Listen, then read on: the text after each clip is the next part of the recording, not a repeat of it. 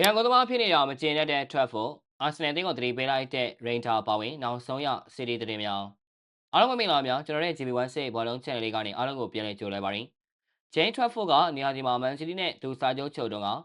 Gianluigi Donnarumma ရဲ့အနောက်မှာရှိနေလိမ့်မယ်လို့မမျှော်လင့်ထားကြောင်းပြောကြားလာခဲ့ပါတယ်။ Trafford ကဇူလိုင်လမှာပေါင်31တန်းတန်ကြေးရှိတဲ့သဘောတူညီမှုနဲ့ဗန်လေအသင်းကနေ ETF ကိုပြန်လည်ရောက်ရှိလာခဲ့တာပါ။အင်္ဂလန်သားကရာသီအစပရီးမီးယားလိပထမ3ပွဲမှာအီဒါဆန်နဲ့စတီဗင်အော်တေဂါတို့ရဲ့ရှေ့ကနေပွဲထွက်ခွင့်ရခဲ့ပါတယ်။ဒါပေမဲ့အပြောင်းရွှေ့နောက်ဆုံးရမှာ PSG ကနေဒေါနာလူမာရလာခဲ့ပါတယ်။ Trafford အဲ့နောက်ပိုင်းဒီပွဲတစ်ပွဲမှာပွဲထွက်ခွင့်မရတော့ပါဘူး။အသက်23နှစ်အရွယ်ကစားသမားကအီတလီလေဝေးစင်ရဲ့အရန်ကစားသမားအဖြစ်နေရတာဟာသူမျှော်လင့်ထားတဲ့အတိုင်းမဟုတ်ဘူးလို့ဝန်ခံခဲ့ပါတယ်။ Trafford ကဒီလိုအခြေအနေမျိုးဖြစ်လာမယ်လို့ကျွန်တော်မမျှော်လင့်ထားပါဘူး။ဒါပေမဲ့ဖြစ်လာခဲ့ပြီဆိုတော့လည်းရင်ဆိုင်ရမှာပါပဲ။နေတိုင်းစူးစမ်းပြီးဘာဖြစ်မလာမလဲစောင့်ကြည့်မယ်။ကျွန်တော်ရဲ့အကောင်းဆုံးကိုပေးဆက်သွားမှာပါလို့ပြောဆိုလာခဲ့ပါတယ်။မြို့ကစေကိုညင်းပယ်ပြီး City ကိုပြန်လာခဲ့တဲ့ Trafford ကိုပတ်ကွာလာကနံပါတ်1ကိုသမားအဖြစ်ဂရီပေးထားတယ်ဆိုတဲ့ကောလာဟလတွေရှိခဲ့ပေမဲ့အဲ့ဒါတွေကမဟုတ်မှန်ကြောင်းအင်္ဂလန်သားကညင်းဆိုလာပါတယ်။မဟုတ်ပါဘူးအဲ့ဒါကြောင့်မဟုတ်ပါဘူးဒါပေမဲ့အစီအစဉ်ကအခုဖြစ်နေတဲ့အတိုင်းတော့မဟုတ်ခဲ့တာအမှန်ပါပဲ။ဒါဘောလုံးပါပဲဘောလုံးမှာတော့ဒီလိုဖြစ်တတ်တာမို့နေတိုင်းစူးစမ်းအားထုတ်ရမှာဖြစ်ပြီးရလာတဲ့ပွဲတွေမှာအကောင်းဆုံးကစားရမှာပါ။ဒါကျွန်တော်ရဲ့ကစားမဘွားအတွက်အတွေ့အကြုံတစ်ခုပါပဲ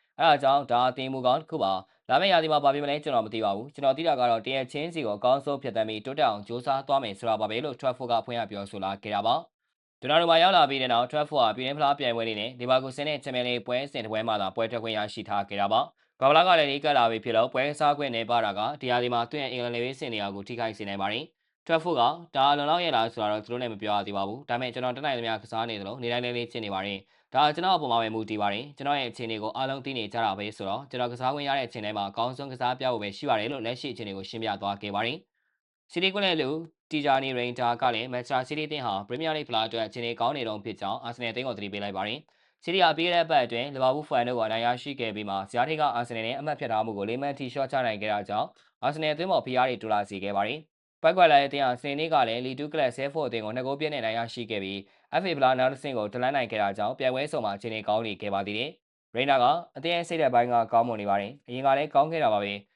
ဟုတ်ပါတယ်ကျွန်တော်တို့အမှတ်တချို့ရောခဲ့တာမျိုးရှိခဲ့ပေမဲ့အခုတော့အခြေအနေကောင်းနေပြီးကျွန်တော်တို့ကဖလားကိုလိုက်လံချောက်လန့်နေသလိုအမလျှော့ပဲဆက်သွားနေပါတယ်။ရှေ့ဆက်ဘာဖြစ်မလဲဆိုတာစောင့်ကြည့်ရမှာဖြစ်ပေမဲ့ဒီတိုင်းသာဆက်သွားနိုင်မယ်ဆိုရင်တော့ဘယ်သူသိနိုင်မလဲကျွန်တော်တို့ချန်ပီယံဖြစ်နိုင်ပါသေးတယ်လို့နယ်လန်သားကပြောကြားသွားခဲ့ပါတယ်။ပြီးခဲ့တဲ့နေရာဒီက AC မီလန်အသင်းကနေပေါင်46တန်းခွဲနဲ့ပြောင်းရွှေ့လာခဲ့ပြီးတဲ့နောက်မှာတော့ဒါက City မှာရိန်ဒါရဲ့ပထမဆုံးရာသီဖြစ်ပါတယ်။အသက်28နှစ်အရွယ်ကစားသမားကကံကောင်းထောက်ပံ့စွာနဲ့ကျွန်တော်ပွဲတော်တော်များများကစားခဲ့ပြီးပါပြီ။နီးပြကလည်းအသားကျဖို့အချိန်ပေးခဲ့ပါတယ်။ဒါပေမဲ့ကျွန်တော်ဒါကိုတကယ်သဘောကျပါတယ်။ပရီးမီးယားလိကိုကြိုက်တယ်လို့အထူးသဖြင့်အခုကျွန်တော်ကစားနေတဲ့အသင်းကိုတကယ်ပဲသဘောကျပါတယ်လို့ပြောဆိုသွားခဲ့ပါတယ်။ဒီနေ့တင်ဆက်မှုကတော့လောက်ပါပဲ။နောက်ဆုံးရအားကစားသတင်းတွေအပြောင်းရွှေ့သတင်းတွေပွဲကြိုပွဲပြီးသုံးသပ်ချက်တွေအပြင်စိတ်ဝင်စားဖွယ်အကြောင်းတွေကိုတင်ဆက်ပေးတော့မှာဖြစ်တာကြောင့်ကျွန်တော်ရဲ့ GB1 Save ဘောလုံး channel လေးကို like and follow လုပ်ပြီးဒီဗီဒီယိုလေးကိုလည်း share ပေးကြပါအောင်လို့ပြောရင်းနဲ့ညီကုန်းချိုလိုက်ရပါတယ်ခင်ဗျာ။